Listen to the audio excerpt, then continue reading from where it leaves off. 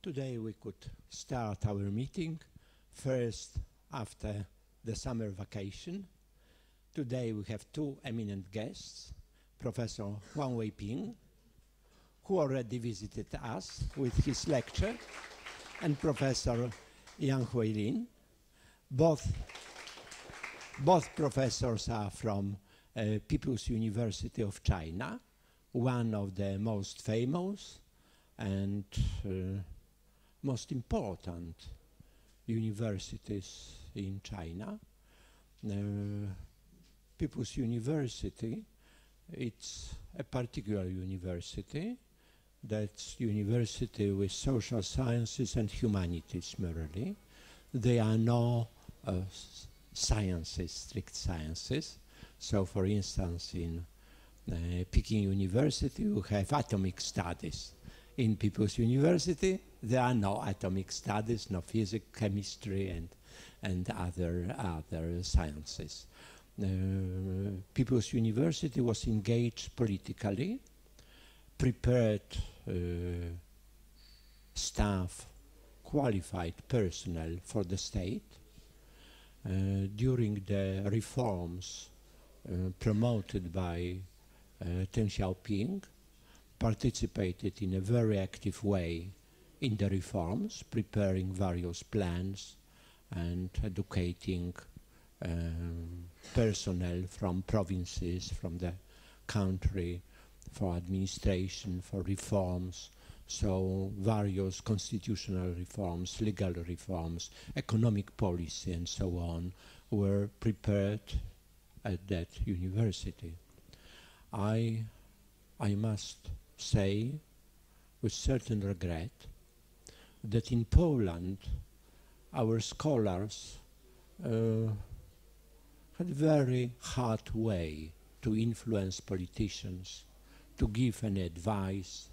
Nobody wanted to listen our advices.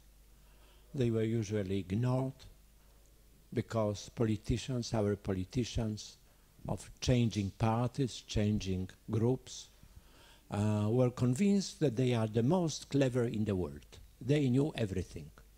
So they don't need any expertise. And when an expert was coming and trying to suggest an expertise that something should be resolved in a scientific way, based on some research, on our knowledge, usually he was treated like somebody who is coming, intruding, making troublemaker. So I may say that with regret, because I myself was also often such a troublemaker for politicians, with very little effect, and with the results what you see now in our realities. Then many things, many affairs, many problems were resolved in a very bad way, making problems for the new government, new equipe which was coming, and so on. In China, in this respect, situation was completely different. Scholars were ignored during Mao period.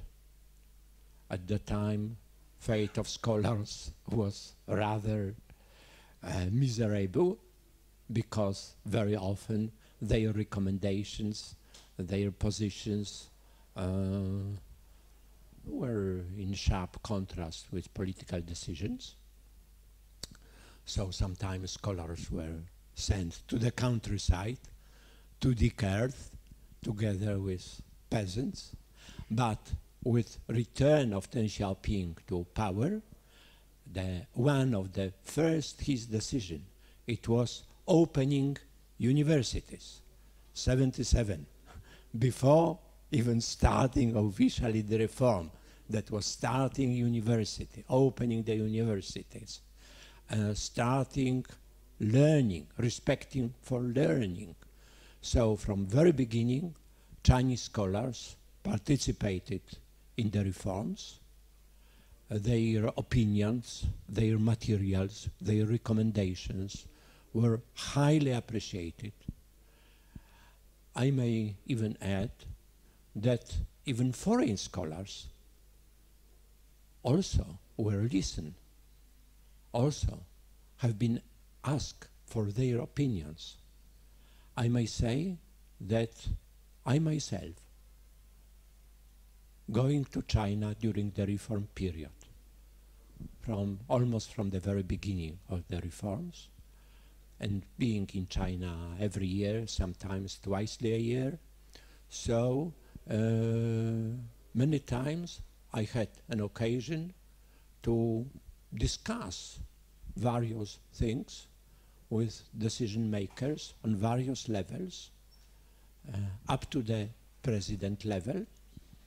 So, and always, every time, my opinions may be not accepted, but were always treated very seriously and considered. And I may say with regret that perhaps there were more cases when my opinions were listened and used in China than in Poland. I'm very, very sorry for my country that scholars in this country were so ignored. So, Chinese scholars of the top universities could say, we constructed this developing China, this changing China. When you go to China and see Chinese realities which changed in unimaginable way. As you know, as you see, I am an old person. I arrived to China for the first time in '64, before Cultural Revolution. So I saw the China of Mao period, agrarian, poor country of the third world, with the cars passing one car for half an hour at the Peking street, with thousands of bikes, people living in the very simple buildings, high buildings I could count on fingers. So if you compare this new China, that's something that nobody could imagine, that within one generation, within life of one person, that the country could be changed so much, that Peking today, Peking is not the old primitive Peking with let's say WC in common marks, just at the corner of several streets and so on, very smelty and so on. And now you are coming to this modern city with our facilities, with thousands of great buildings constructed in a speed unimaginable. Just 1 year I visited at the springtime Renmin University, and nearby there were empty fields, low barracks, some small restaurants and so on. I arrived at the same year, let's say 9 months later, and there are several buildings like our Marriott, all functioning, all those banks, hotels, and so on, functioning, and within several months that was already done. So very often the speed in which China is changing is unimaginable, and that's unimaginable for any European and for any American. So that's the Chinese miracle. Today, our two eminent guests, two eminent professors, will present their opinions on two aspects of this Chinese miracle. At first, Professor Huang Weiping will tell about economic problems, how economic situation in China is changing, and Professor Yang Huilin, who is involved in religious studies, literary studies, cultures, will share his opinions about values, about traditions, how traditional values are functioning today, because in this respect there are also great changes. I like to add that Western civilization is, let's say, native civilization for the Westerners. For the Chinese, for the Indians, for Arabs, that's foreign civilization, which should be adapted. And as you know, there is a great problem. As I see, only East Asia, with those Confucian civilization roots, was able to adapt Western civilization with full success. Adapting, developing, living with that, of course, with many changes. That was copying of foreign culture, copying of foreign system, never works. That must be always adapted to the local conditions, local traditions, local needs. Perhaps the next would be Indian civilization, which also more or less is able to adapt Western civilization. But of course, in East Asia, they were dramatic, revolutionary changes. Revolutionary in politics, in economy, in society, in all respects. In India, there was no revolution. They are evolutionary changes. And you may see in Islamic civilization of the Near East, the problem with modernity is even much greater. Yes, there are some pieces of Arab world which have been modernized quite well, successfully, and many countries where the problems are very, very complicated because this civilization is rejected by the people. But the discussions how to deal with Western civilization, how to adapt the society to new conditions, everywhere provokes questions and discussions. And our Polish listeners know that even in Poland we also have such discussions. To which degree Western norms, Western concepts, Western institutions, including homosexual marriages, could be accepted in our country. There are many persons protesting against that. So that's not the problem of conservative Arabs from Egypt or conservative Muslims from Indonesia protesting against something. That even within the Western world, we also have the problem. If you will go to southern Italy, you will find very traditional country. At the north, you have modernized Italy. At the south, the picture is completely different. So the problem of modernity is very, very complex. Cultural changes are very complex, and various civilizations are coping with that, dealing with that, with various success. Some are more successful, some less. So I'm happy as a sinologist that I saw China developing so quickly, in such fantastic way, that no one country in the world upgraded the life of the citizens, liberated so many millions of poor people to better life, created better conditions for their life.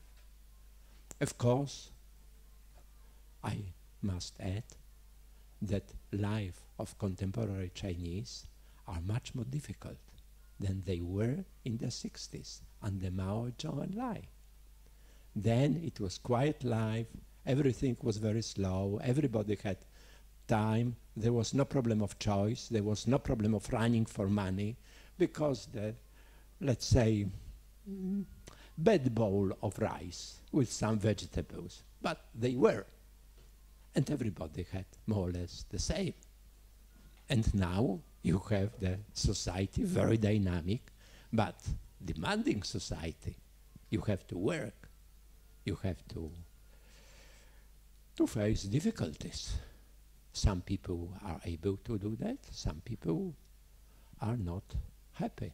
So we have a kind of revival of Mao, of the myth of Mao, of the happy period of the past. Now, in Poland, we also had some people who were still regretting and saying that their life in the past, in the 70s, was better than today. So problems are very, very complex. Welcome, Professor. Please come to us and please share your experience. Yes, yes, please. Please come.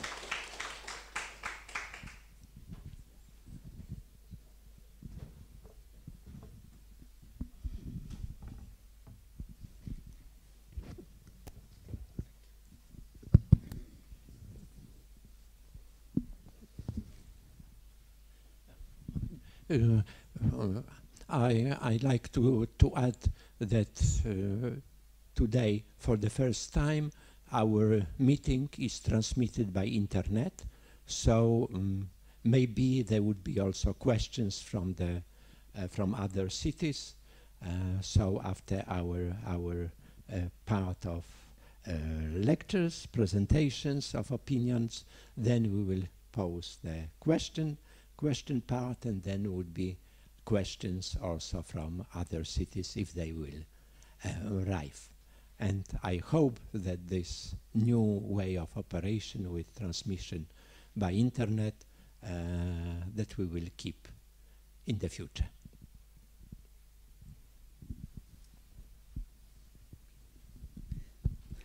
Thank you so much for your introduction, Professor Gorgowski.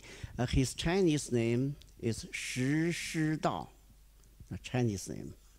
And we are very close friends for almost 20 years, more than 20 years. Yes? 30 years. Yeah. I first met him, you see, in Italy, in Naples, University of Orientale. At that time, he was a professor there, and I myself was just as overseas students, you see, learning something in Naples. We met each other, and then, you see, for so many years, and we are very, very close from each other. And for my country right now, yes, thoroughly, totally changed. And just right now, Professor Gorgowski mentioned that in the past, my country's economic situation really not so well, and today something changed. And for the ruling party, Communist Party, set, you see, the goals, the goals for my country. When the People's Republic of founding 100 years, China should be a kind of the very strong and modernized country. That means the first 100 years. That means for 100 years after founding of the People's Republic of China, China should be a strong and modernized country. And the second 100-year purpose or goals, that means of founding of the Communist Party for 100 years, Chinese should get the better off kind of life.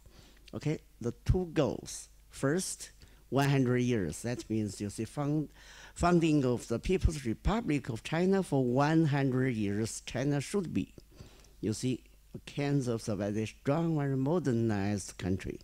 The second goals, that means you see of the founding of the Communist Party for 100 years.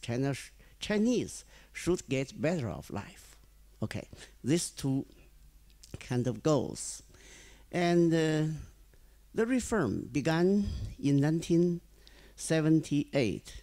At that time, you see, for the GDP per capita of China, only $200 at that time.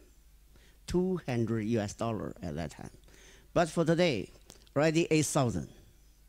So right now, the Chinese GDP per capita already reached, you see, the $8,000 for each person. This is actually very great progress. Just think about, you see, with a population of, you see, 1.4 billion people in China. And for almost 40 years reform, you see the poverty group in my country shrinked. And actually, about 700 million people, according to the poverty line set by the World Bank, already released. Okay? Maybe the largest population released from the poverty line set by the World Bank in the world. I hope this next should be India, you see. But right now, for my country, already 700 million people released from the poverty line got, you see, not so-called better off life, but something already totally changed. Then you see that before 1978. This is the first kind of thing. And then today, of 500 main products of industry, China ranked first, about 220 products, the main industry products ranked first in this world. Now this is also great, also very great. And third, China now, you see, ranked first in the world trade. Either you see import or export, ranked first, and got the largest so-called foreign exchange reserve in hand by my country, almost 30% of the world total. This is also very great. Maybe after 2 days, that means since 1st October, China's currency will be, you see, the main currencies in this world.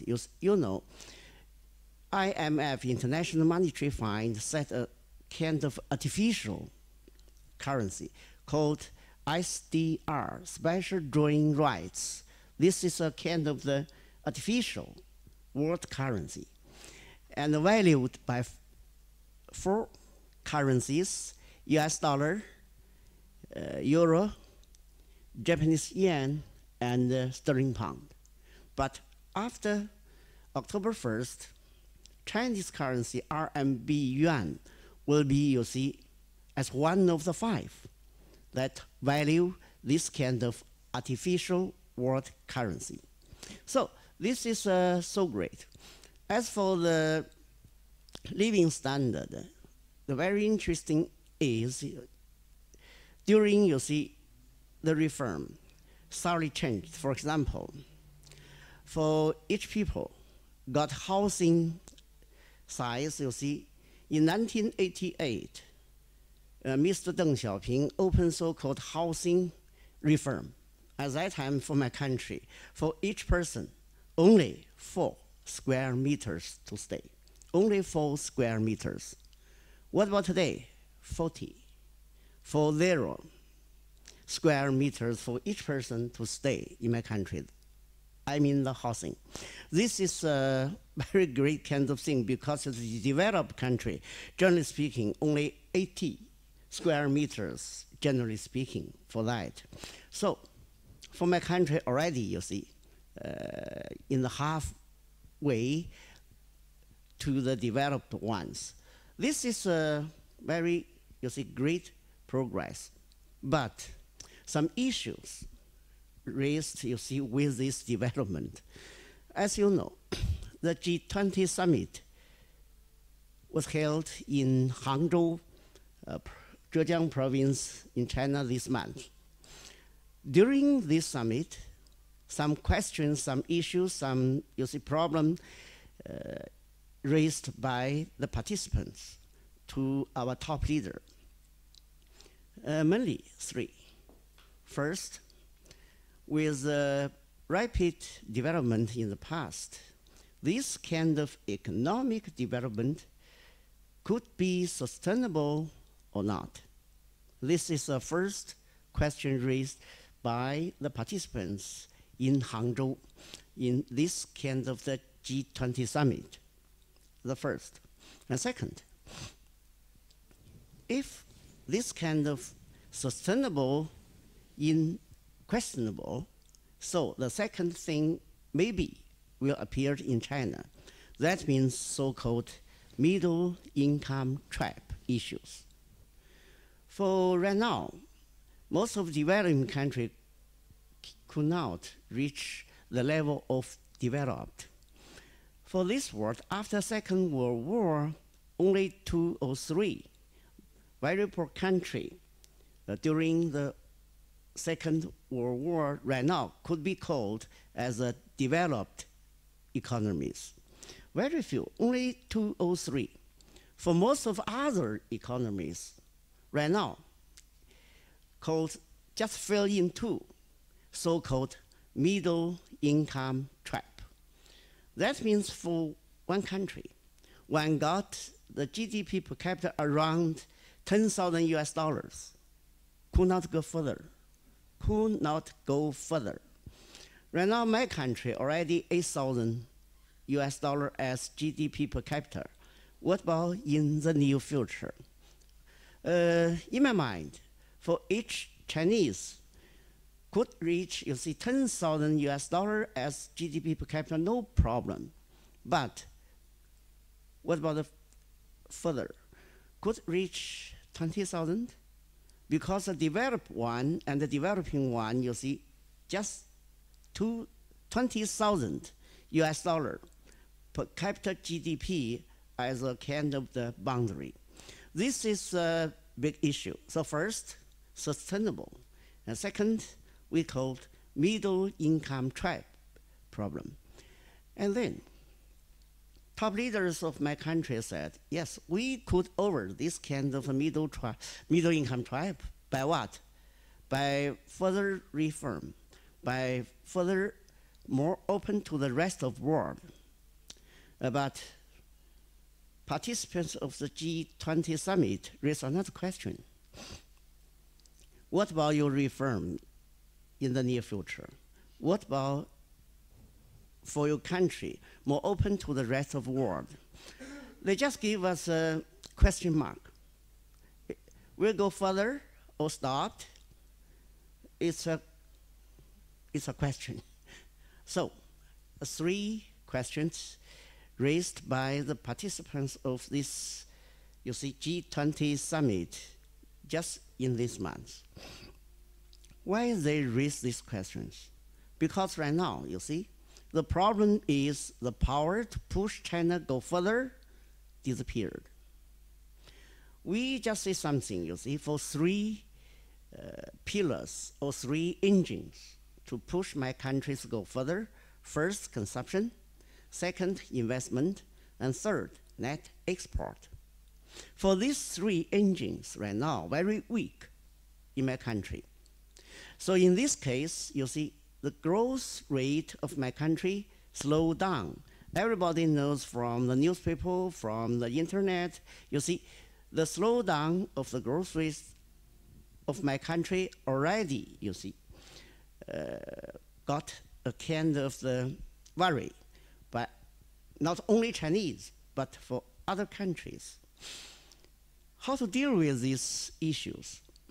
Our top leader, President Xi Jinping, gave us another way. If demand side got weak, why not we try supply side? So in my country, today we just discuss about, you see, supply side reform. Supply side reform.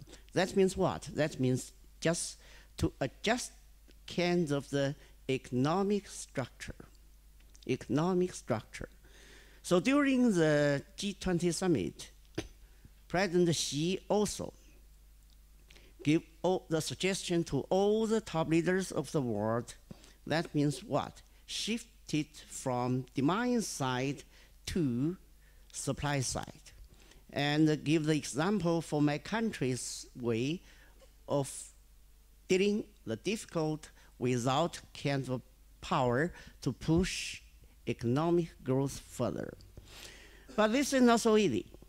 So in this case, we now just discuss about how to do in so-called supply side reform, how to do that. So right now, Professor Gabrygovsky give you a kind of the things that scholars, that all you see the researchers put together. Just right now, economically speaking, they just do the research.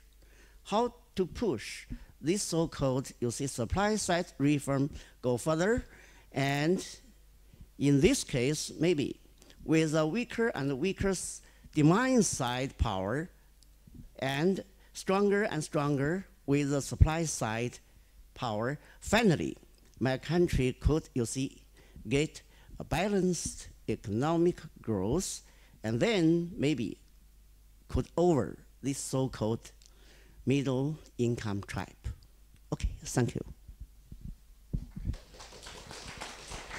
Thank you very much.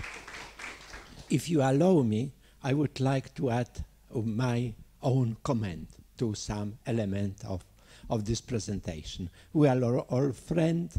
We know each other for years, as Professor Huang mentioned, so he will be not offended if I express my opinions.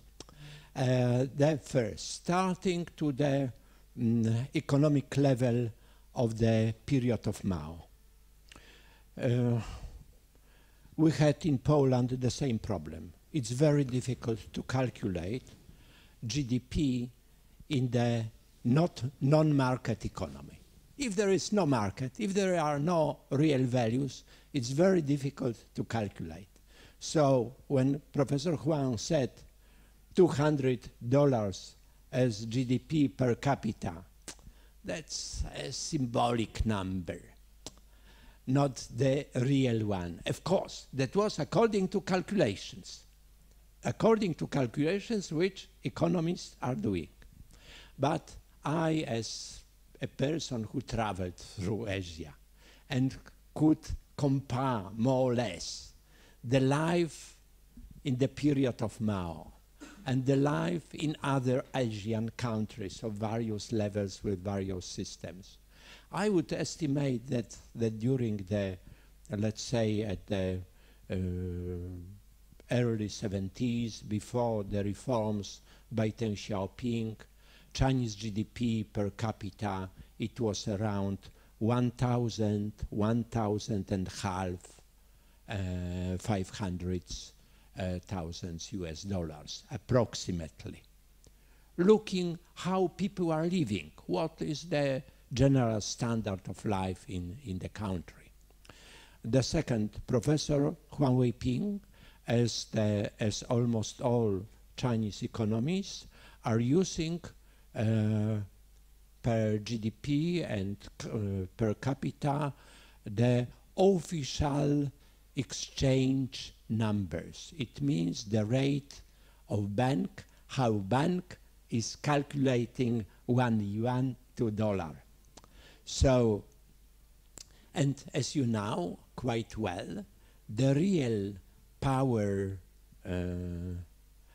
purchase power parity, real value in each country of its currency sometimes differs, sometimes largely differs from the real value. If somebody was in Japan, knows very well that in Japan all prices are very, very high. So you are getting very high salary, but that what you could buy is much less. So according to the, I suppose in the last year or 2 years ago, I was looking at that.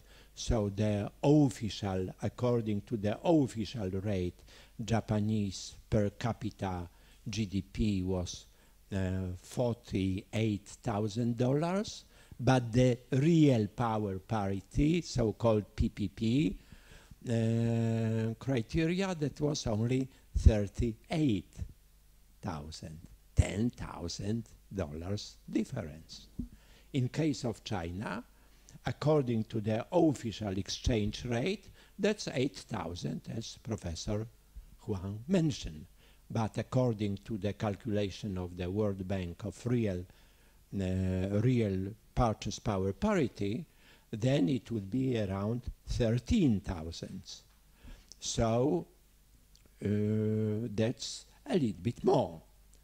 And of course, I would like to add that in China, those numbers, middle numbers, are a little bit misleading, because in Shanghai you have GDP per capita higher than in Poland. And when you will go to Gansu province, that would be much lower than in our village.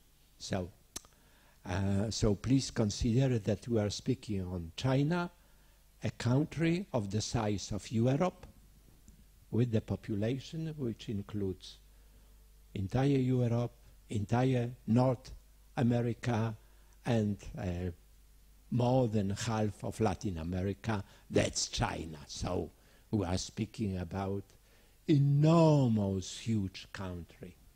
So it's very, very complex. The situation is very complex.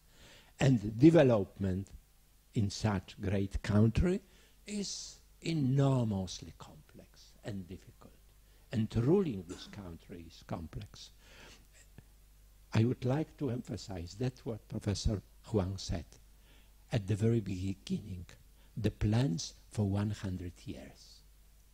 Could you imagine any Polish politician or European politician who would say, what are our plans for 100 years? Our politicians are thinking at the best for 4 years for the coming elections.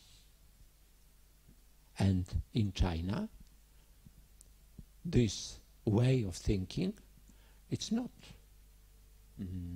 inherited from the communist time. That's inherited from the Chinese past. Because in each family, for ages, there was thinking about time in the long distance perspective, not short term. That was thinking about our next generation and next generation, because family is lasting for thousands of years. Many Chinese families have history of 1,000 years, 2,000 years, and could enumerate their ancestors for many, many hundred years before. So that's different approach to time and different value of time in politics as well.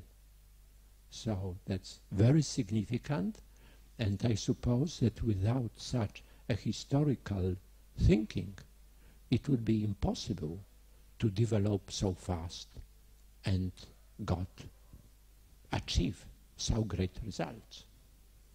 So now Professor Yang Kuai-Lin will speak about history and inheriting of the old culture, old values, and dealing with the traditions. Okay, thank you. Actually, my major, I have to say, has very little to do with politics, economy, or whatever in the contemporary world. But anyway, I made my homework carefully yesterday and this afternoon in order that I can tell you something concrete and related to what really happened in China now in the perspective of a scholar of humanities. So I think I would like to focus on the question about, I call it a particular metaphysical grammar in Chinese culture. It's really a hard job to sum up my idea within such a short time, but anyway, I would like to try. And you may know that in China, there's a quite famous and popular Polish name, that is Sienkiewicz. I'm not so sure the pronunciation is correct or not. Sienkiewicz, yeah. And one of his novels has already had several translated versions in Chinese. That is Quo Vadis. Quo Vadis, yeah. And it is translated, Quo Vadis, yeah. It is translated into Chinese with another name, another title, that is, Where Are You Going? Yeah. And in accordance with some interpretation of Chinese scholars and intellectuals, it's just the same way, the similar way where we can understand the Western philosophy tradition. Yeah. So we normally introduce the Western philosophy to our students that there are three basic questions. Number one is, where am I from? And number two is, where am I going? And finally, the question about your subjectivity, who am I? And some questions like that. But if you trace back to the tradition of Chinese philosophy or Chinese culture, you may find completely different grammar or logic. Yeah. So actually, I prepared some pictures to you in order that I can make the presentation not so boring, but it's quite hard to show you. I will try a little bit. Yeah. And in the... that you had some illustrations we could prepare. Yeah, no, that's okay. That's okay. Actually, in the suburb of the city of Beijing, there's a famous Buddhist temple, which is Dajue Si. Dajue means great awakening, but it's only a Buddhist temple, nothing to do with great awakening movement in England. Yeah. But inside this temple, there's a quite interesting thing. That is a calligraphy of a common saying left by a quite influential emperor of Qing dynasty, Qianlong. Yeah. The calligraphy is still there. Yeah. Yeah, he stayed in the position, the position of the emperor for 60 years, the longest one in the history of China. Yeah. And the common saying that 无去来处, yeah, there's no origination and no destination. Or in other words, we can say the origination and destination is the same. It reminds me and many Chinese colleagues of the fact that the Greek philosopher Heraclitus used to say the way up and the way down is one and the same. But it's quite interesting that I think the calligraphy of the common saying comes from Buddhist chant. The Buddhist chant, so it's quite interesting. So if a Buddhist is in front of the Western philosophical questions, where am I from and where am I going? the answer would be, I am from where I was. I go where I am going. Yeah. It seems to be nonsense, but actually it is not absurd. It's a very philosophical and dialectic in the perspective of Chinese people. Because I am from where I was. Where I was is not a starting point. It's just a reference to where I am. So without where I am, I cannot say where I was. It's just a relation, it's a core relationship. It's quite a different language and logic, I think. And in accordance with some of the Buddhist inscription or many scriptures, you may also read such word like, everything originates from no origination. Yeah. Everything originates from no origination. Yeah. So we may say no origination does not mean anything certain as a starting point, but it implies the beginning of the sense of certainty. And that is the philosophical thinking of a typical Buddhist. Because they think nothing but the correlation of the uncertainties could be regarded as something certain legitimately. So similarly, I think I can show you another case promoted by a French philosopher, François Julien, who is also regarded as a sinologist, I think. Yeah. Julien told us a story that in the years, in 1970s, just 1 year before the death of Mao Zedong, he was sent by French government to China to learn Chinese and stay there for about 1 year.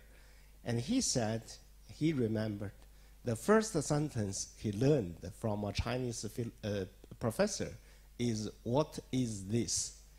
And he told us that the Chinese professor, I don't know who he is, but it's quite interesting. He said, in Chinese, when we say, "What is this?" we use 这是什么东西. Now, if you know something about Chinese, you will say it's quite strange.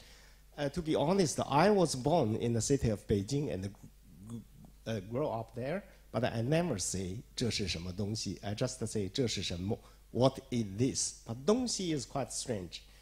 And Julien, as a philosopher, he thinks it's quite surprising because this is not 东西. 东西 in Chinese exactly means east and west. There are two directions. But when it is integrated together, combined together, it becomes object, this, but it is not. So Julien thinks it's another logic, a surprising grammar, to take two extremes as another thing. And if we cannot define what is this, what is the object, now we can try to guess what it is really like in the two extremes. I think it's Julien, his own words. He said, this Chinese grammar contains a great possibility of ideas, so great that I even cannot dream of. I still remember my shock and do not know how to explain the kind of aberration. I felt at that moment it is an extraordinary aberration from a category of object to category of relationship. What is a category of object? That is this in the Western ideas. And it has been changed into another logic, another grammar. That is a category of relationship. We do not have this or object, but we have two extremes. And from the correlationship, we can guess what is this. So it's quite interesting. In Western philosophers, as you know, a German philosopher, Heidegger, used to say that being, what is being? being has been already included in the question of what is being. So the question is focused on being. But in Chinese, especially in ancient Chinese, there's not such sense of being. We use shi, but before Han Dynasty, shi is nothing to do with being. It's just a thing, But after, normally, roughly speaking, after Tang and the Song Dynasty, shi has some similar sense of the modern usage. But when Chinese philosophers put up their questions, the focus is not being, but this. This is not object, but a correlation, a relationship of the two extremes. I think that is what Julian, as a philosopher, found in Chinese culture and Chinese thought as a new grammar, as a new discursive form. So if I can show you another picture, I explained that because I made my homework too much yesterday, so I prepared a lot of things. Anyway, I think... Would you send us all those... Then no problem, I can leave it here. I can leave it here. So everybody could see Yeah. your pictures. If I could mention another case, that is interesting use of 世界. 世界 means the world in the contemporary sense. But anyway, in ancient Chinese scriptures, 世界 are nothing to do with the world. It's a time and space, especially in Buddhist scriptures. 世 means the moving of the time. 界 means the boundary of a space. But when it is used together in the integration, it becomes another idea. And many other things, like 天下, the heaven and the earth, it could be also used to describe the world. And 国家, my friend Malik told me it maybe have something similar to Polish language. Actually, in Chinese, 国 means the country, state, but 家 means your own family. But it could be used together as a 国家, the state and family. It's quite strange. And when we trace back to the origin in Chinese philosophy, especially in the Book of Change, you know that Book of Change is quite hard to be read, even by native speakers. But anyway, I was so surprised to find that in Europe, maybe Book of Change is the most translated book about Chinese classics. You can find the different versions in different languages. Actually, I think it is almost impossible for the Western readers to understand the Book of Change, really understand that. But in this book, I think the basic idea is the ultimate one generates two elementary forms, that is positive and negative, active or inactive. In and yang. In and yeah, exactly. Yeah. If shown in this picture, it's a typical semiotic symbol of the ultimate one and the shape of the whole world. So you may find that the white part and the black part are shared each other, even preconditioned each other. So if you call the black part the positive one, it is shared with a negative one. And in the part of the white, you may find a black point. Now, it's the same. And similar pictures could be quite easily found in Chinese scriptures or documentation. So you may find this picture. I'm not so sure if anybody have been ever to Shaolin Temple in Henan province. Actually, Shaolin Temple is quite famous for the Chinese Kung Fu. But anyway, I think this picture is much more important than Chinese Kung Fu. That is a tablet in the center of the concept of the temple. It is believed to be a picture of Buddha. You may say this is Buddha, and with a Buddhist scripture in his hand. But anyway, if you cut the picture into two pieces, you may find another two faces. And this is a face. This is a right side of the face of Confucius. It is believed to be so. And in this one is the left side of the face of Lao Tzu, the master of Taoism. So this tablet is called the integration of three religions, even though we do not think Confucianism is regarded as a religion in Chinese context. But at that time, they believe it's a three religions: Buddhism, Taoism, and Confucianism. Exactly speaking, in Chinese, that is 三教, 三教合一, three teachings, exactly speaking. Three teachings. Because the term religion is Western term religion, which was used 宗教 in Chinese, but it's foreign and quite different from all this traditional Chinese vocabulary and way of thinking and so on. So that's better use three teachings. Okay. Because then there is no problem of religion. Is Confucianism a religion or not, and so on. We avoid this problem. Actually, there is still some argument, academic argument about the nature of Confucianism, if it is religion or not. But anyway, teaching is a neutral term. I think is better used. And another picture is even more interesting. It could be found in the North Cathedral in the city of Beijing, Catholic Cathedral. This picture is called Chinese Maria.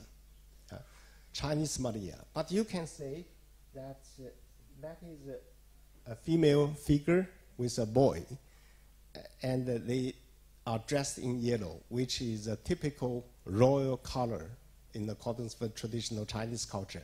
The ordinary people cannot be dressed in this way. And on the gowns of the female and the boy, you may find some dragons, phoenix, which also semiotic signs of royal families. So for Chinese people, at the first glance, you can never say it is Maria and Jesus.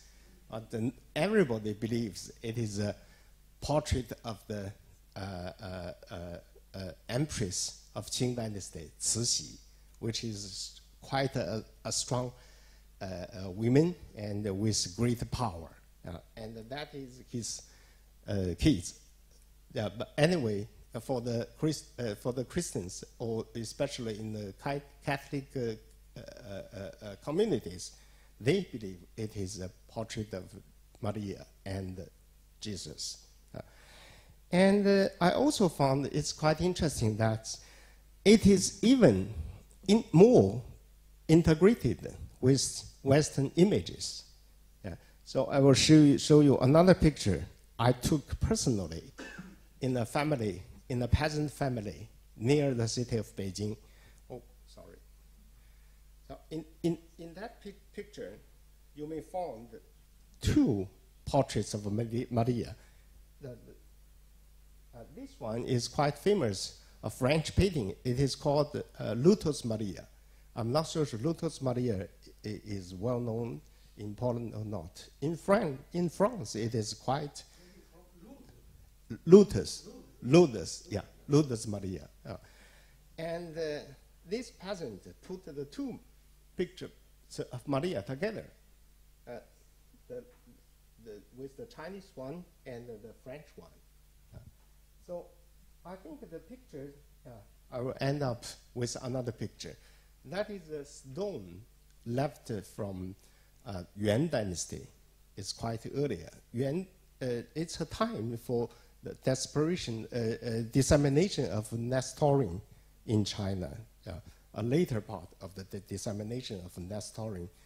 And they carved Christian cross, together with Buddhist lotus. So cross and the lotus are also integrated in one picture. Now, this stone has been already kept still kept in Nanjing Museum. Yeah? So with such pictures and images, I would like just to prove one thing. I think we may say that in the innermost nature of Chinese tradition, Chinese culture, I think the basic characteristic is really inclusiveness with different resources. And on the other hand, I think through such pictures, you may guess what the religious practice is really like for ordinary Chinese people in their daily life. I think sometimes it's far more different than whatever has been expected from the outside world. That is my presentation. Thank you.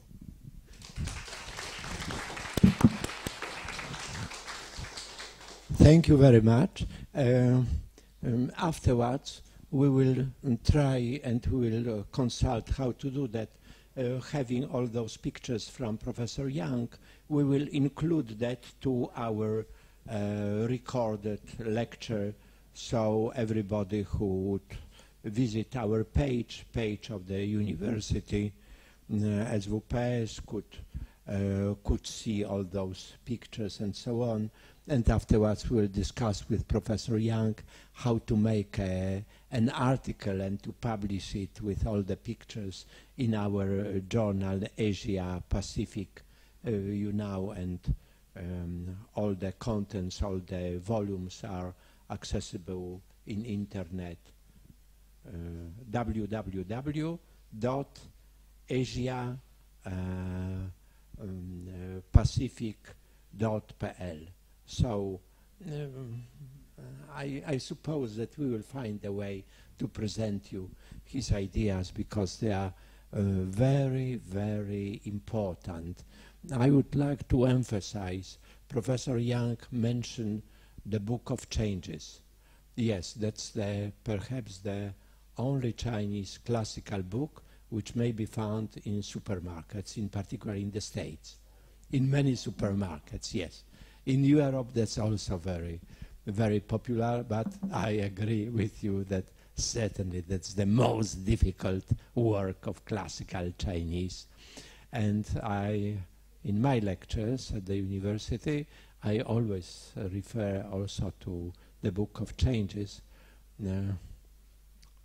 For us, the word is so. This table is brown, stable, but in Chinese, this table appears brown. It's in a certain stage. Today is so, tomorrow it may change.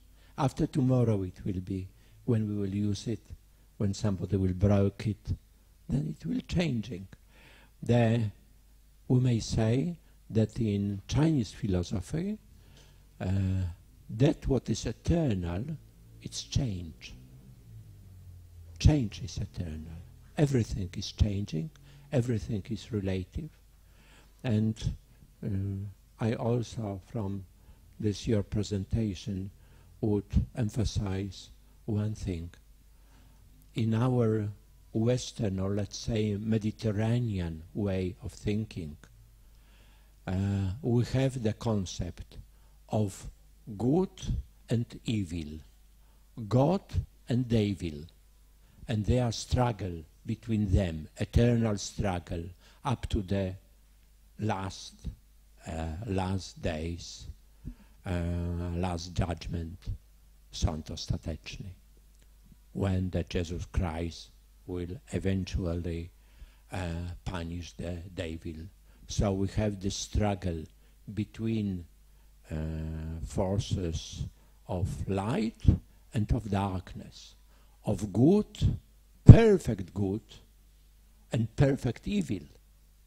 While in Chinese, this concept of dualism, yin and yang, it's changing. The yang is changing into yin. Yin is changing into yang. So, and there is always balance. There is no poor yang or pu, yin. They are always change, mixture, various proportions, changing proportions. Sometimes in order to explain my students how to understand that, because yang is, let's say, masculine principle, yin is feminine principle, but that's much, much more. And the changes I sometimes compare to the electric power. You have plus, minus, all the time oscillating. So that's something of that kind. So, according to the Chinese, girl is not completely feminine. Boy is not completely masculine, because each has the opposite element that's always changing, that's relative. So, the way of constructing various concepts, like this tumshi, rzecz, object, we may say. Yes, that's very characteristic. That's, I like very much this, your picture, that it is east and west. It means from east to the west. That's everything, anything, any object. That's emphasized that it is anything which is between east and west, let's say. So the way of constructing some terms, the way of constructing sentences, and the way of thinking related to that, in this respect there are great cultural differences. Of course, in various respects, we could communicate very well, we could discuss very well the vision of the world, of the person, of the society, of the state, and so on. And usually we, Europeans, we disdain other philosophies. A dialogue among cultures and civilizations. That was a splendid idea.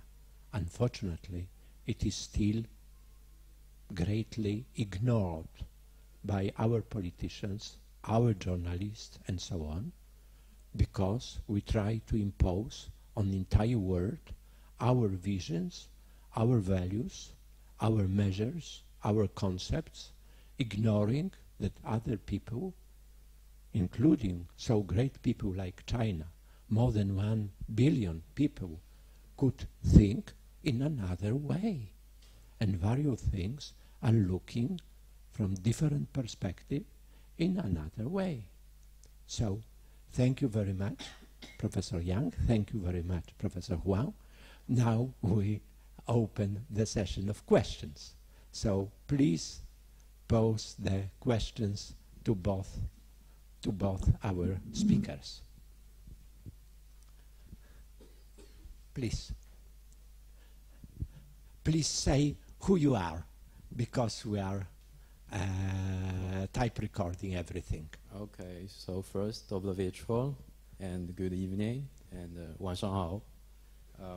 I am a student in University of Warsaw. I study international economics, and I'm from Shanghai, by the way. So I can prove that actually true. That China has developed a lot. I mean, now Shanghai is a super expensive city, like one of the most expensive cities in the world. And okay, so I could ask my question now. Maybe? Yes? Okay. I have many, Polish friends, and they told me about the complicated, politics system or problem in Poland. And but we all agree that Polish people are great. But it's all kind of in the past. And China, it might end into some middle income crisis or something. But the point is, in the future, how could our two countries help each other, in the future? So, to all the professors, actually. Yeah.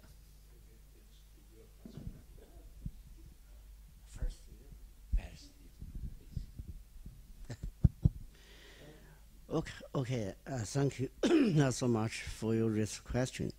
You see, for the linkage between, the Europe and China, there are so many kind of ways. I don't know if you know the belt and road. Okay, one belt, one road. This is a kind of the, cannot say strategy, but the so-called initiate. That means the Chinese side, you see, give this initiate to Europe, especially to Europe. We want to link these two economies together.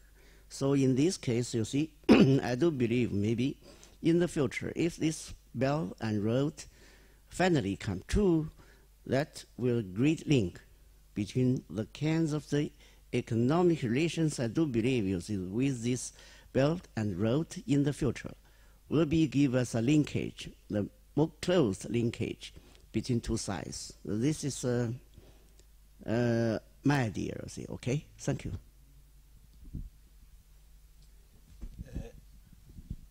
From the perspective of humanities, I think people-to-people exchange is really necessary and helpful.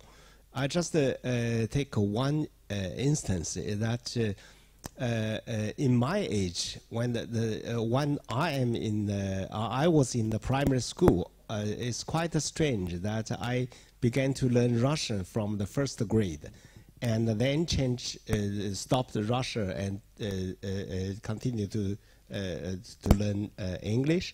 But and then that years is quite rare. But nowadays you may find that almost everybody in China began to learn foreign languages, even in their kindergartens. So I think this makes the new generation, quite multilingual. And I think just in this case, I think China is destined to keep their door open and has no way to return to the past and close it again. So I think that is the use of humanities. That is the use of cultural exchange. So you are also a case, a very good case to stay in Poland and to express your ideas in the perspective of Chinese scholar or student together with a European background, I think. Thank you. And also there is a 16 plus 1. You know that, right? 16 plus 1. That means very close relation, economically speaking, you see, between the two sides. And Poland has a very key role of this kind of the cooperation. So in the future, I do believe, just Professor Yang told you that you, as a case, maybe not only in learning, but maybe in the future for the other kind of the linkage between two economies, okay? Yes, to that I would like to add that this concept of 16 plus 1 had been announced in Warsaw in 2012 by Chinese Prime Minister Wen Jiabao here. So that was a great idea of combining 16 countries of Central Europe with China and developing the cooperation. It's very interesting that Chinese scholars and politicians who presented it to the world, but it was certainly prepared by Chinese scholars. Those ideas about international cooperation are promoted so much by China now in the last years. Please pay attention that at the very beginning of globalization process, the states were the engine of globalization processes, because the states were the #1 economy, #1 power in the world, so the states promoted globalization. And now, not only Europe tries to close national borders of European Union. We have similar phenomena in the States. You have these elections, candidates who also try to make walls, great wall between the States and Mexico. Very significant, symbolic value, we may see. And now, in contemporary world, China is the main engine of globalization. promoting international cooperation in various respects. So that's partial answer to your question. Thank you very much. What are the next questions? Yes, please. W.H. 晚上好. Thank you very much for Professor Gavlikovsky and Professor Yang, Professor Wang from China. So if Professor Yang is not mind, may I share about, let's say, Dong Xi, which is a Chinese, really ancient philosopher. That's with Dong Xi we could say it's not East and West. Sometimes when you describe something, you really don't want to talk to the people, so what's that? They may say, oh, this is Dong Xi. Dong Xi could be represented anything. You just don't want to mention. Maybe keep it in privacy. For example, what you people see, you are very bulky in the back. So what's that? Oh, it's something, it's Dong Xi. So Dong Xi, it is sort of a noun. And then later is extended to sort of like an objective, but this is not good words in Chinese. But what am I going presenting about Dong Xi is because this philosopher comes from the very ancient. China has 5 elements. Do you know 5 elements? Yes, 5 elements is metal, water, earth, and wood. Yes, fire. And in the north and the south is water and fire. And the east and the west is metal and earth, the wood. So that's why things east and the west can be put in anywhere else, but it's not north and south. Water and fire never be able to put anywhere, right? You know that. So only the earth and the metal can put in your pocket, carried everywhere. So that is sort of a philosopher of China to extension of nowadays the world. So just for your understanding. Thank you. Thank you, professors. Thank you. Thank you very much for your contribution. Yes, and of course, I agree with you, and I would like to add that the Earth is at the center. So, and that's the cycle of these 5 elements. It's a cycle of the time and of the space, because that also the wood and the east, that's also start of the spring. South and the fire, it's the summer. West and metal, it's also the autumn. And water and north is identified with winter. So we have space and time combined together in one thinking. So our modern scholars created the concept of space and time, combining that. But for the Chinese, it was from ancient time, it was obvious that time and space are combined together and should be treated together as one complex, relative complex with complex interrelations inside. Yes, please, question, other questions. Yes, here it's the girl, and there was also a gentleman who wanted to Thank you. pose the If I'm question. also supposed to introduce myself, I'm still a high school student doing the International Baccalaureate, but I've been learning Mandarin for some time, so this is where my interest is from. And my question is, what do you think are the biggest challenges ahead of China on the course of the next few dozen, let's say, years, both economical and political and maybe related to society? Thank you. Oh, that's a great question. Very difficult to answer. Thank you for this so huge kind of question, you see.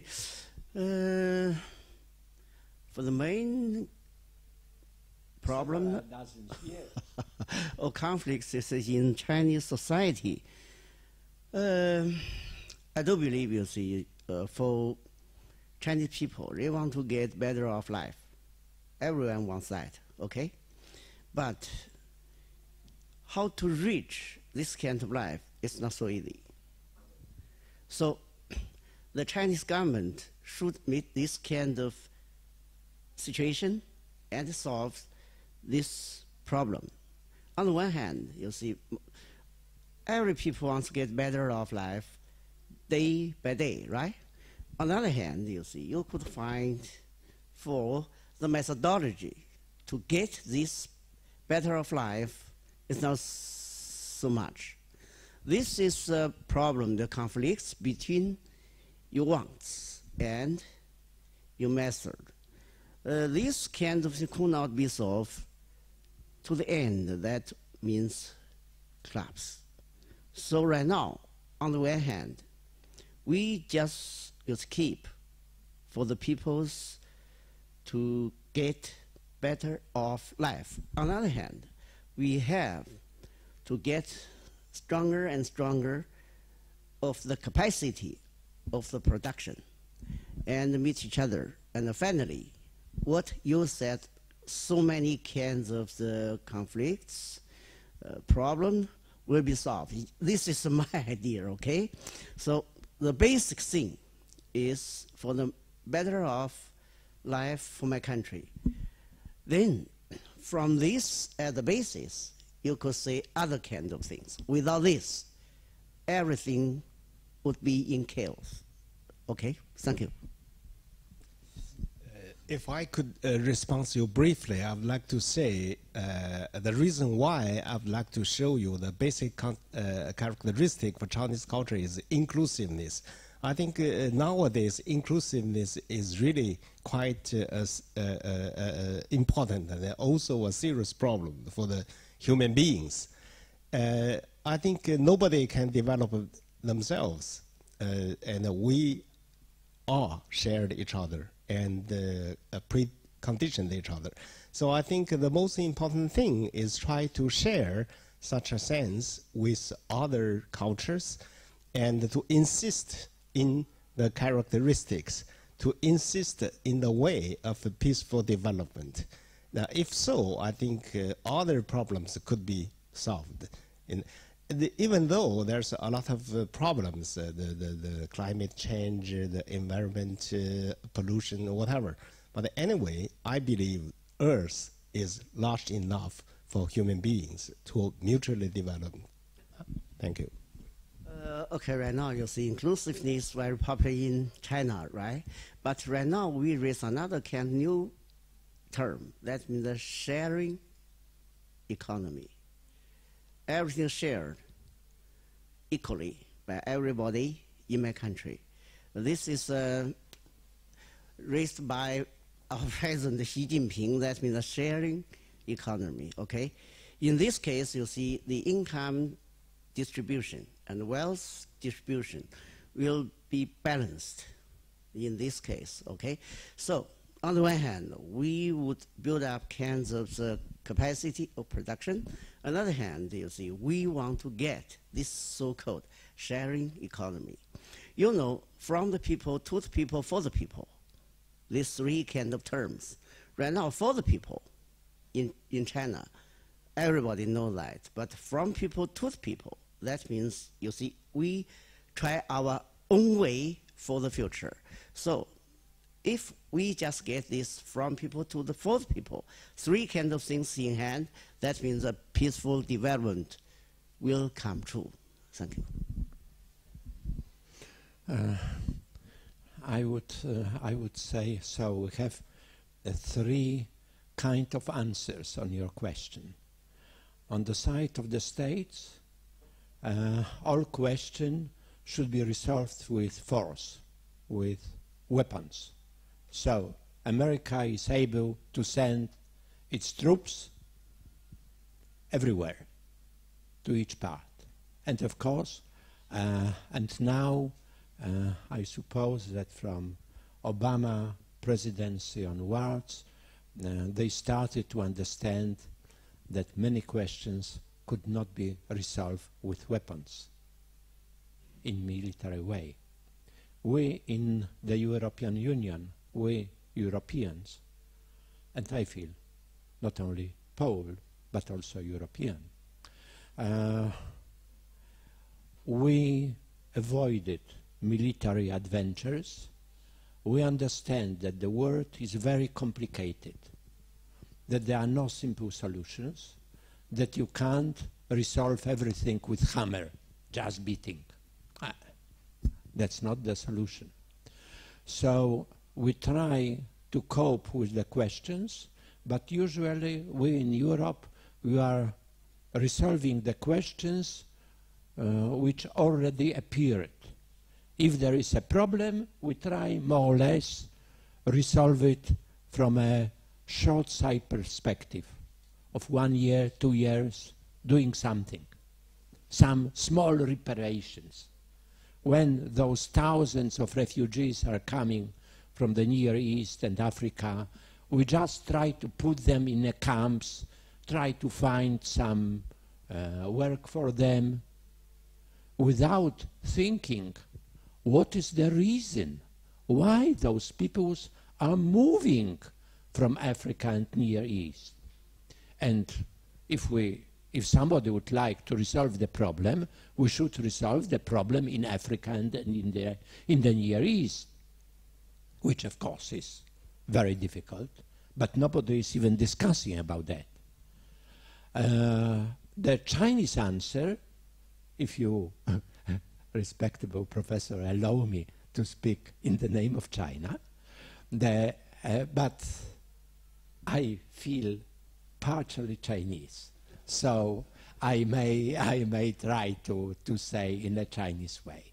The Chinese answer would be so: the essential characteristic of the world is harmony. The optimal, the best stage, situation of the world is harmony. So I agree and I understand former president of China who launched the concept of the harmonious society inside China and harmonious world. It means cooperating world. Actually, this idea, without this name, was already promoted by Sun Yat-sen. He already had such a vision of China working in the world, helping the poor, the weak, trying to keep moral principle in international affairs, protecting weak against the strong, and so on. So more or less that's going in this direction. And for the time being, in Chinese policy, we have such a policy. It means that trying to promote cooperation in various respects, being very open-minded.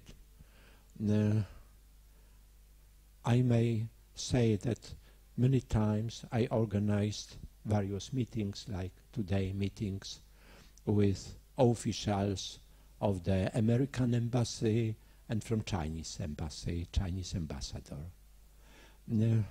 Here on our room there are several persons who participated in such meetings, then could confirm. When we had American guests, they were usually very arrogant. They know everything, and they were teaching all of us. When we got Chinese ambassador was always very modest, was asking about opinions, presenting that maybe, that seems, that appears, that it may be so, without stating and without emphasizing we are teaching anybody. No, we ourselves would like to learn from foreigners and so on. That's completely different approach. Several years ago, ambassador of China organized a youth day, youngsters' days in embassy. And our university was invited to send 20, 30 students there to the embassy. And everybody who visited American embassy and even Polish embassy now know that all doors are closed for special locks.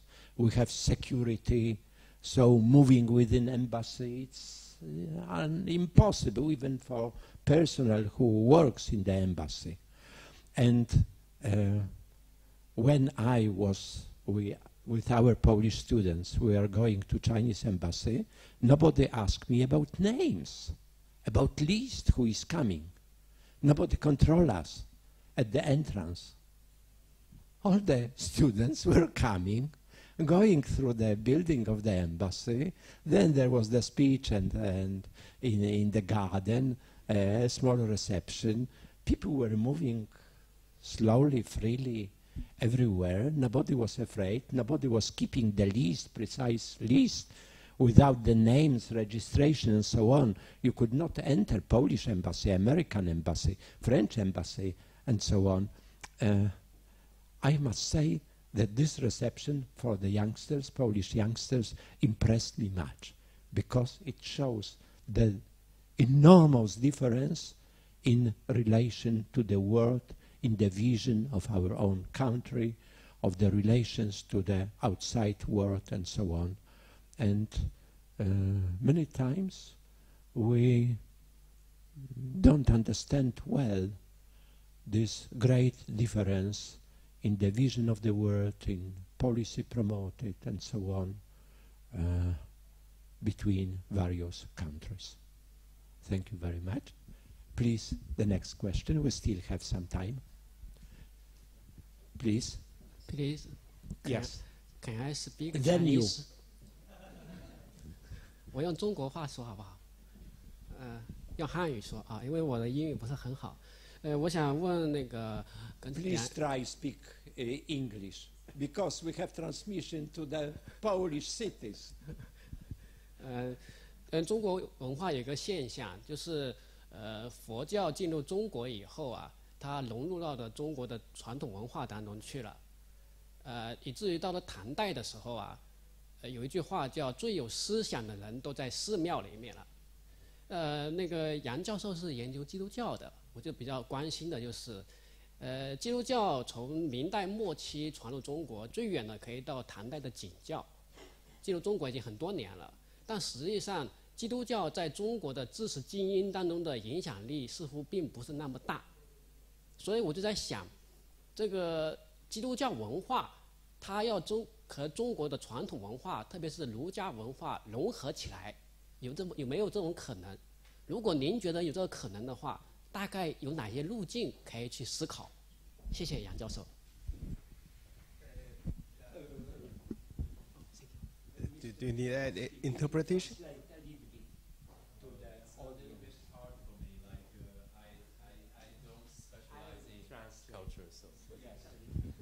Okay, last question was about Christianity in China, because Chinese culture assimilating other religions like Buddhism, and we have Chinese Buddhism, but Christianity is in China since Tang times or even earlier, but it's according to speaker, it didn't brought a large impact on Chinese culture.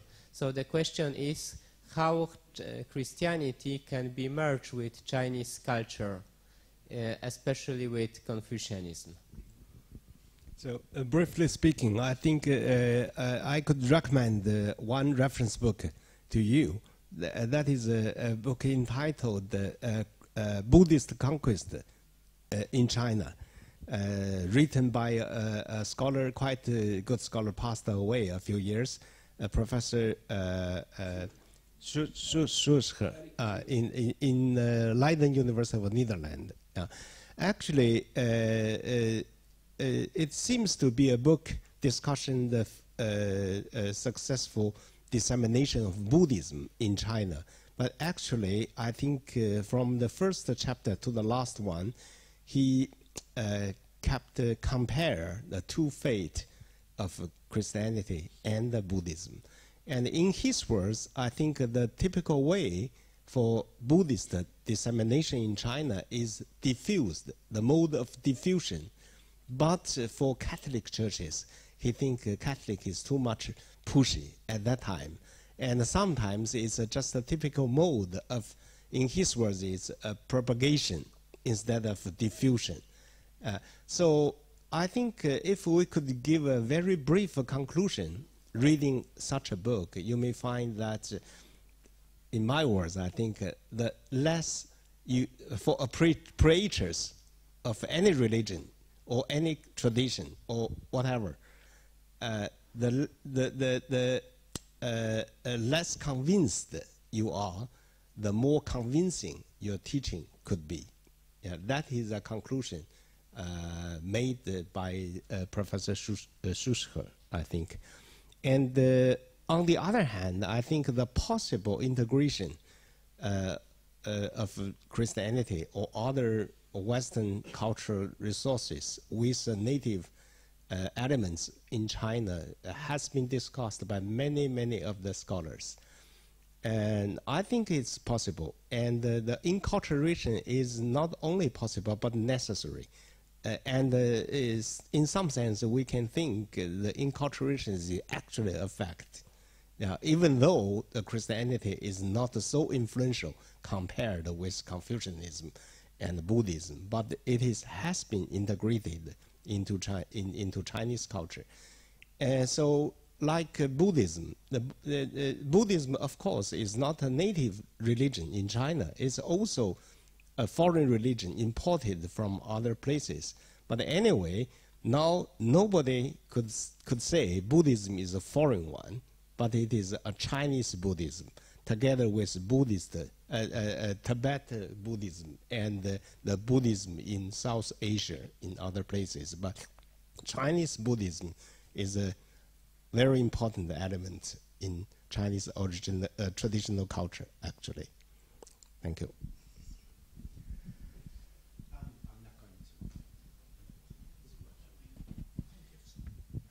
No, I just wanted to add something, if possible, to answer the question about Christianity and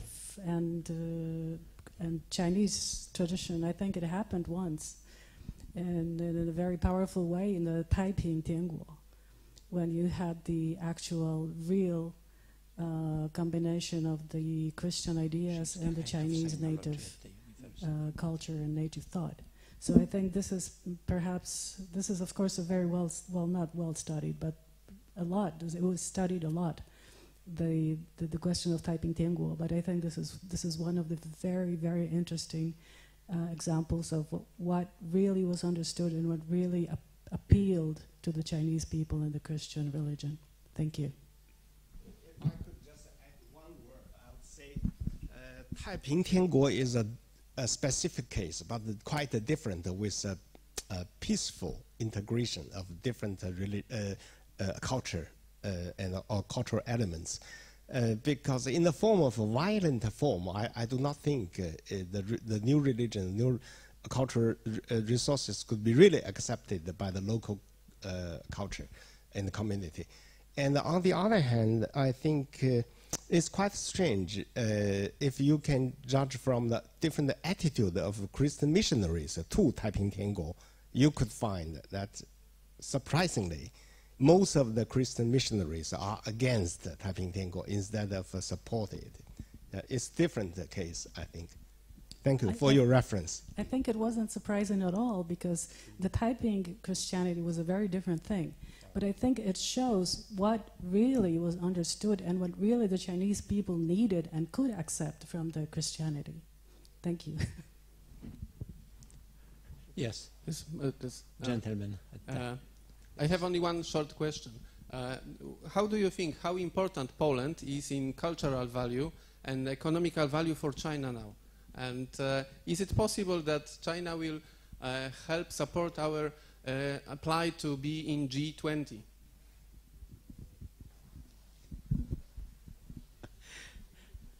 Actually, you see, Poland is so great in this world, and also, you see, for the population, for the economic size, actually accounted for very great percentage in EU. But right now, you see, for Poland and also other countries, you see this G20 as a forum, not a kind of organization. This is just a forum. Okay, the top leaders together to discuss some things, and finally maybe some dinner, then over. So G20 is not so important in my mind, just a forum to discuss, to show what happened in the world, what difficulties we should make, and also discuss something, how to solve these difficulties. But you see, it's difficult for the top leaders to get common kind of things to deal with the same questions or problems or issues. Maybe someday Poland might be the member of the G20. For this time, you see, in G20 summit held in Hangzhou in my country, our president invited, you see, so many kinds of the top leaders out of G20 and then attend the discussion, attend this kind of forum. Maybe someday Poland will be there and to discuss, you see, the common kind of questions of the world. I do believe it will come true. Okay, thank you. I suppose that Poland should work more and be present more on international affairs on the world, then such invitation could come. But for the time being, Polish foreign policy was rather related to Europe and Atlantic sphere. Only recently Poland started to show some interest in the world affairs, in Asian affairs and so on. So maybe after 10 years we will be more known in the world and our policy will be more significant for other countries as well. Good. There are other persons. Yes. I'm from China. I study English in SWTS University. So I have a question. I think Polish and China are both very important countries in the world. So I want to know the economic relationship between Poland and China. Is my question. The economic relationship. I cannot catch up to economic. Not to the point, you say. Economic relationship. Yeah. Yeah. Economy. About the economic relationship. Today or in the today? future? Yeah, I think today. Okay. Even in the past, you see, Poland played very important role in Chinese first 5-year plan. Maybe you know that. You say at that time it's 156 kind of projects of the heavy industry established in China. Then we got framework of the heavy industry in China, okay?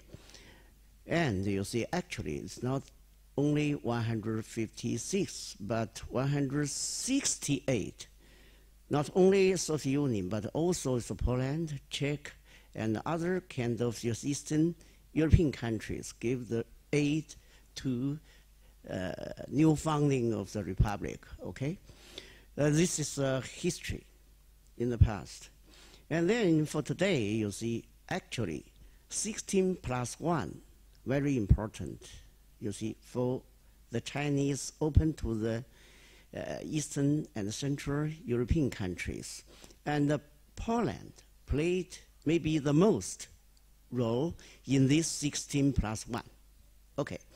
China, yes, got its very high kind of interesting in doing with Poland, got the very close economic relation either in trade as well as in investment and also in other kind of the economic linkage. But in my mind, the most important is to push this kind of 16+1 go further. With this kind of thing go further, maybe in the near future, you see, for the trade, for the investment affairs will go further with this kind of development. Okay? Thank you. I would like to add something to your question. Of course, I must say that I am not economist. I do not deal with economy. That's outside my field of research studies. But I more or less I follow our Polish-Chinese relations.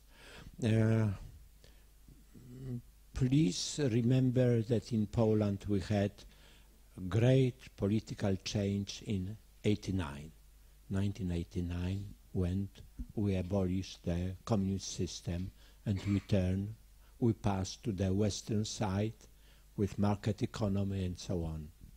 So our relations with China at that time were going down, were almost non-existent.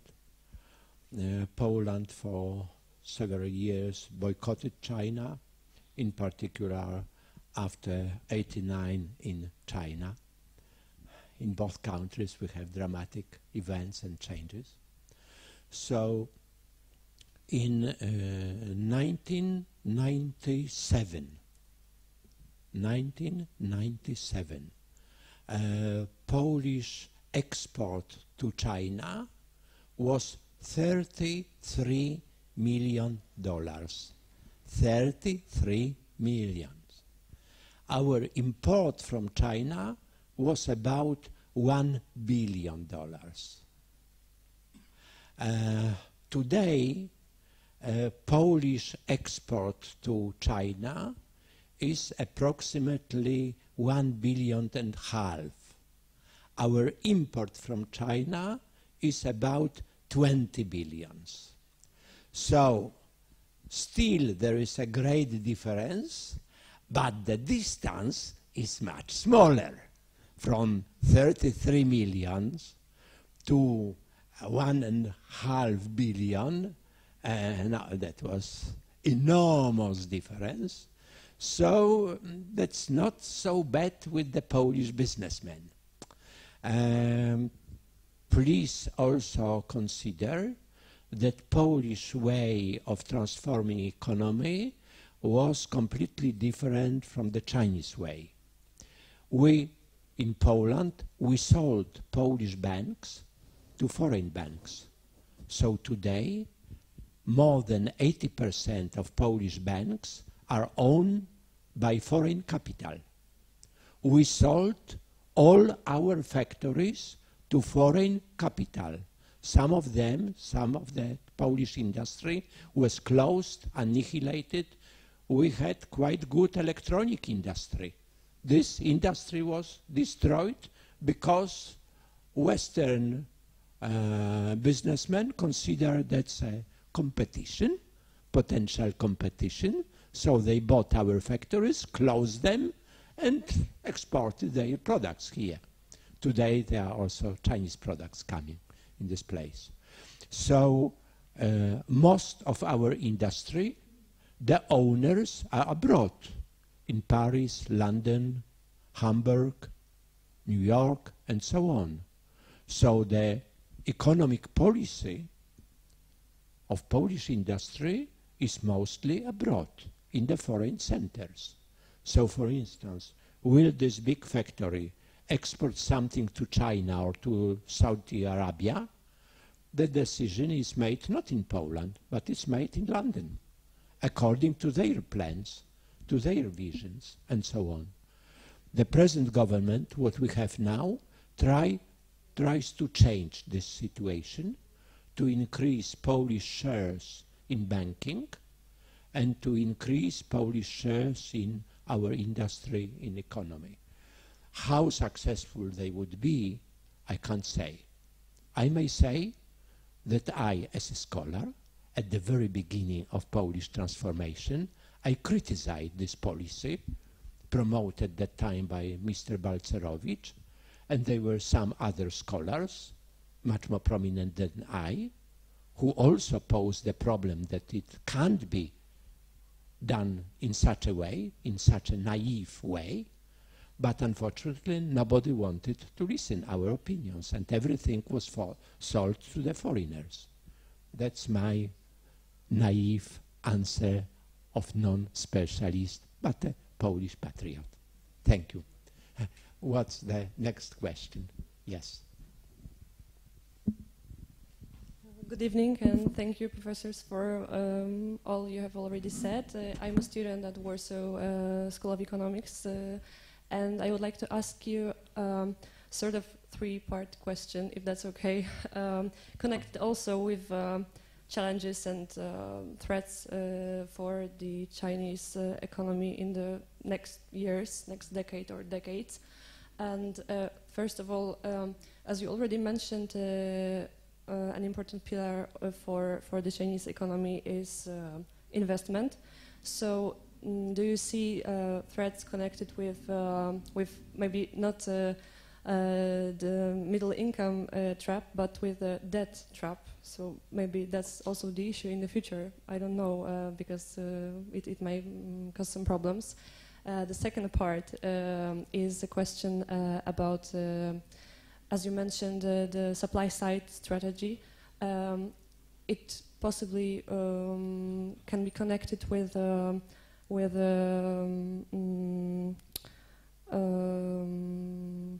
shared value and green revolutions and changing the image of enterprises. So, do you see this process as something positive, or maybe it's another threat and difficulty?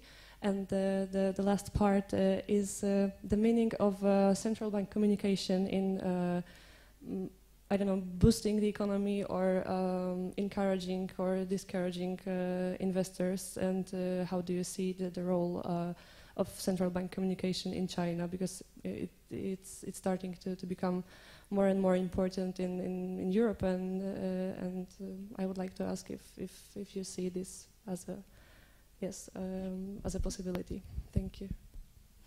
Thank you. So many questions, you see. But for the first thing first, okay, the key things in my country right now, that means supply side structure reform. Okay, this is very important for my country's future. This kind of the supply side reform, not for the ownership. You see, right now, you know, in China, no kind of private ownership for the land, okay? And some discussion already going on if do something like here. But I do believe no way. Okay, no way.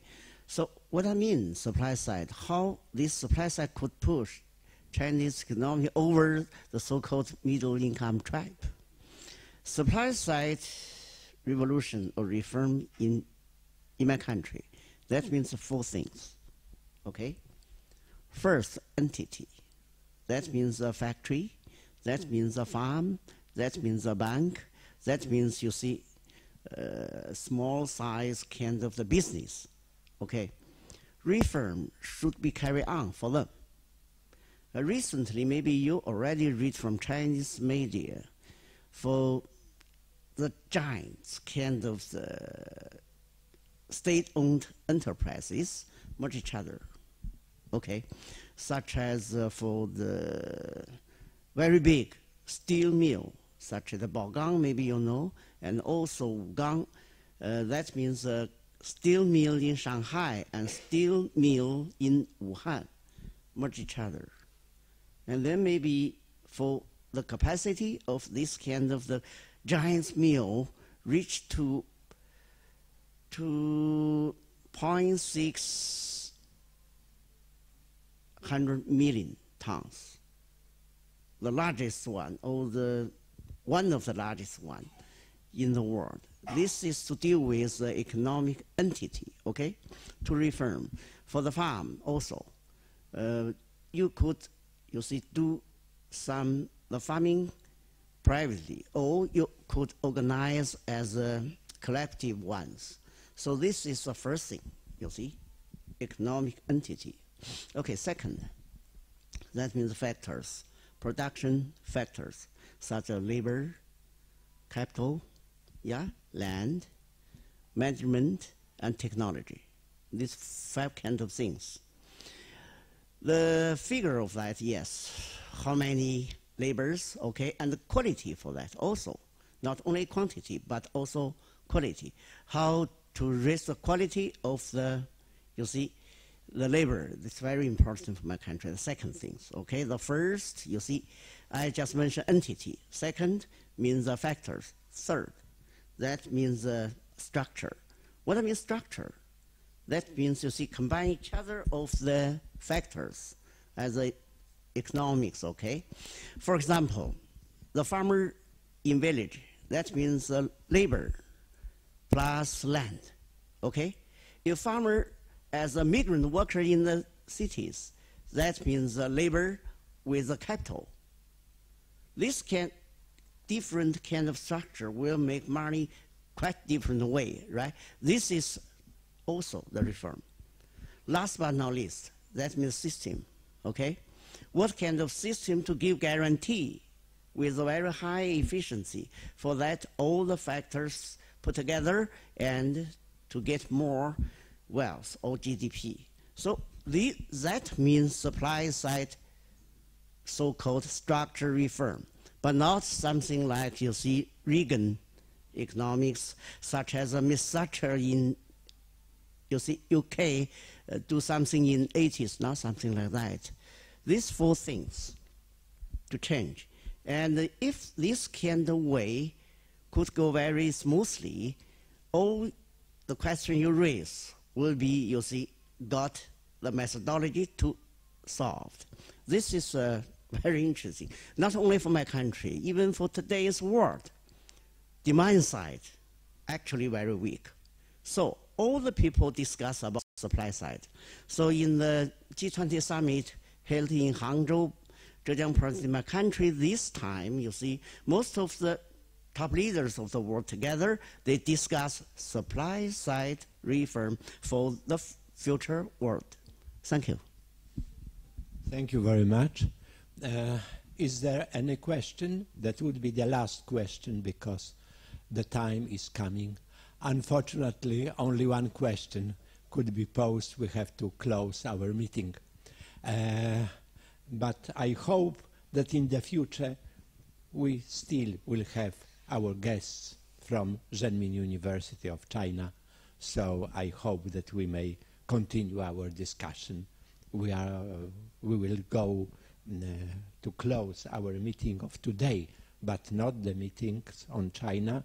I like to remind you that every last Thursday of every month we are meeting here in this hall.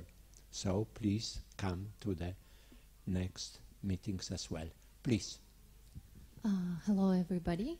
First of all, thank you very much for the invitation for today's meeting. It was very, very interesting. My name is Anna.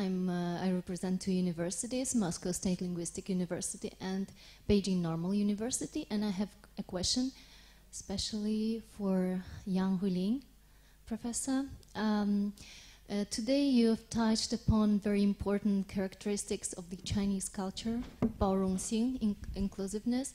And I would like to ask, what do you think during this, the reception of the foreign culture, how this process is happening, how the transformation is happening, which elements stay unchanged and which elements undergone changes? Is there any pattern of the transformation process? How do the Chinese culture choose 早破和精华? This is my question. Okay, thank you. Great question. I could only respond very briefly.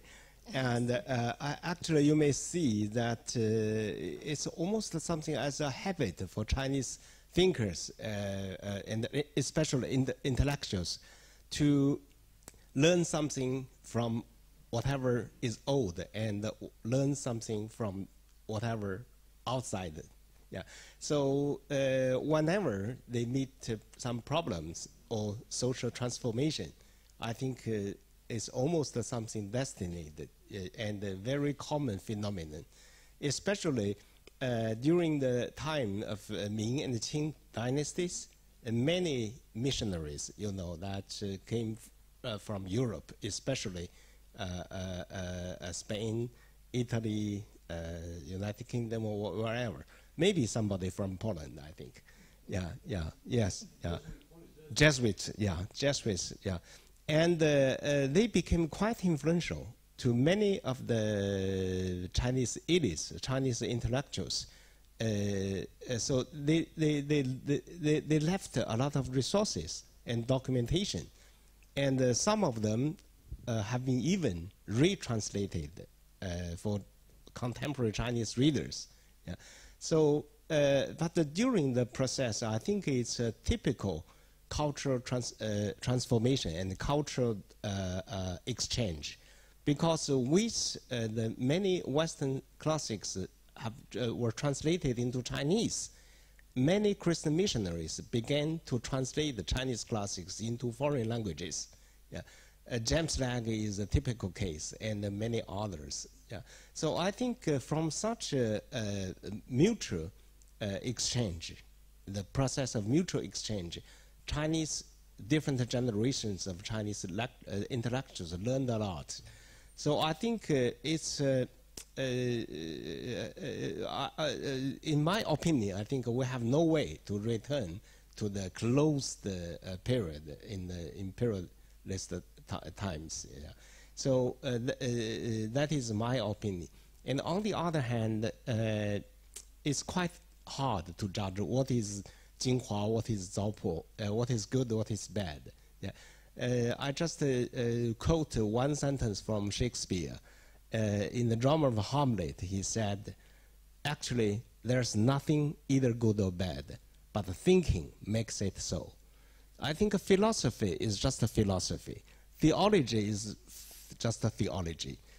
We could say the most important philosophy, but we cannot say the philosophy is good or bad. Yeah, that is my opinion. And I think it's quite a common attitude for Chinese scholars. So in the translations of different things, you may have such an impression. But I'm sorry, did you compare these different processes of value reception and cultural reception, for example, during the Buddhist impact and during Western impact? Yeah. Did you compare these different patterns of reception? I think I just mentioned the two typical modes evaluated by Professor Schuschke. The mode diffusion, his Chinese name is Xu Lihe.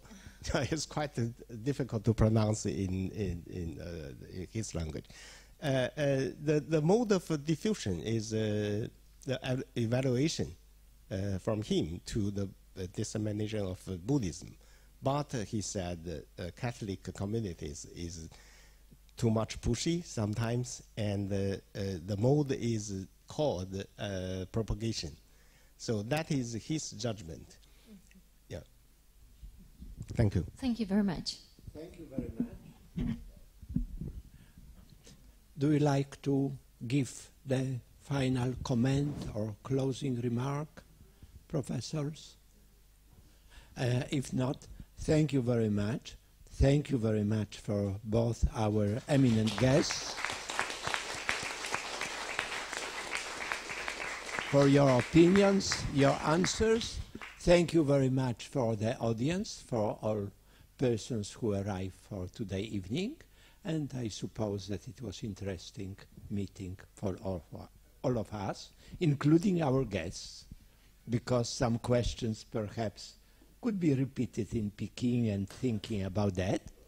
So, and I hope that we will discuss how to exchange our views in the light of the last question.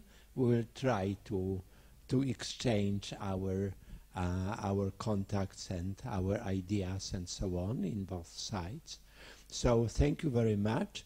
Please remember that the last Thursday of every month, with the exception, of course, of December when we have Christmas and so on, and summer vacations, we are meeting here. We have no precise plan for the meetings. Certainly in this autumn we'll have an ambassador of one of Asian countries to discuss interrelations between Poland and one Asian country.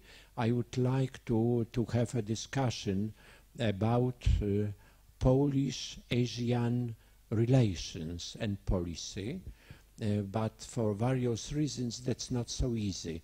I would like to have the Polish Agency for Foreign Investments, our Foreign Ministry and our Ministry of Economy to combine together, but now we have various reorganizations at course, so that's difficult to catch high officials from those offices, and but we will try to do that as soon as possible, and considering so many questions concerning the cultural aspect, I will try to organize in the near future something more about this cultural exchange, cultural dialogue, and so on. I will discuss with friends, with colleagues, with other specialists what to do, what topic could we have, whom could we invite for such discussions.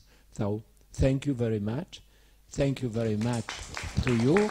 Thank you very much for the audience in other cities, if there were some persons watching us. Thank you very much. See you in October.